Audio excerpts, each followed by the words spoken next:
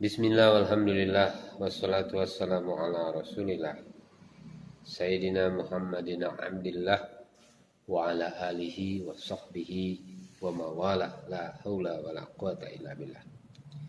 Saudara-saudara sekalian yang dimuliakan Allah subhanahu wa ta'ala, ketika iman telah merasuk ke dalam hati para sahabat radhiyallahu anhum, seluruh kemaksiatan mereka ditinggalkan dan tidak ingin mengulang perbuatan itu.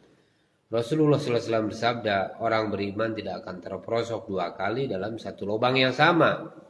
Seorang sahabat mengadu kepada Nabi bahwa dia miskin, maka Nabi SAW menganjurkan agar ia menikah. Namun bila keyakinan rusak, maka setelah menikah ia tetap miskin. Demikian pula seorang sahabat mengalami sakit perut, lalu Nabi menyarankan untuk minum madu.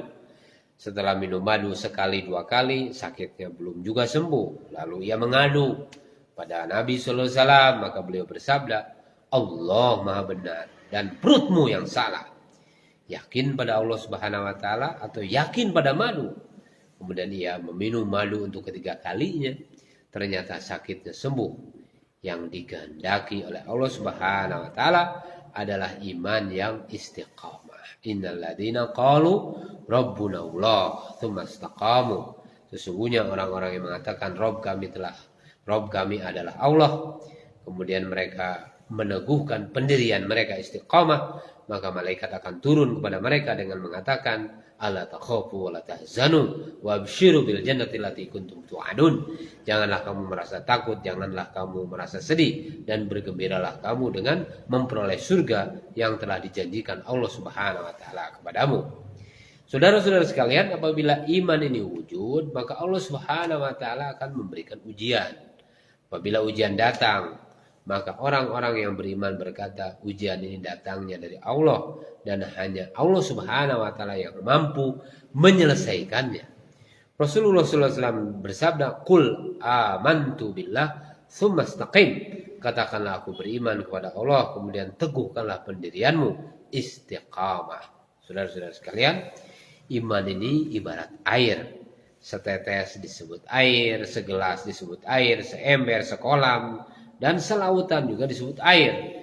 Jika hanya setetes belum dapat melepaskan dahaga, bahkan akan mudah menguap terkena panas matahari. Segelas hanya untuk sekali teguk, seember bisa dibuat berwudu, sekolam bisa digunakan untuk mandi dan mencuci, dan selautan manfaatnya lebih banyak lagi.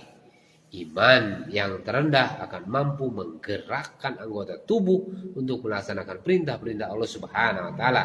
Dan iman yang diinginkan oleh Allah Subhanahu wa taala adalah iman yang tidak terkesan lagi dengan suasana dan keadaan, sebagaimana derajat keimanan para sahabat radhiyallahu anhum. Apabila iman lemah, maka amal akan menjadi lemah, bahkan keikhlasan pun akan ikut hilang, dan akhirnya tidak mendapatkan apa-apa. Perkara yang paling penting dalam hidup dan kehidupan manusia adalah iman. Oleh karena itu, saudara-saudara sekalian, marilah kita sama-sama untuk senantiasa menjaga iman kita, kemudian mendakwahkan iman ini supaya iman kita diperbaiki oleh Allah Subhanahu wa ta'ala. Subhanallah bihamdihi, subhanakallahumma wa bihamdika, asyhadu an la ilaha illa anta, astaghfiruka wa atubu ilaik.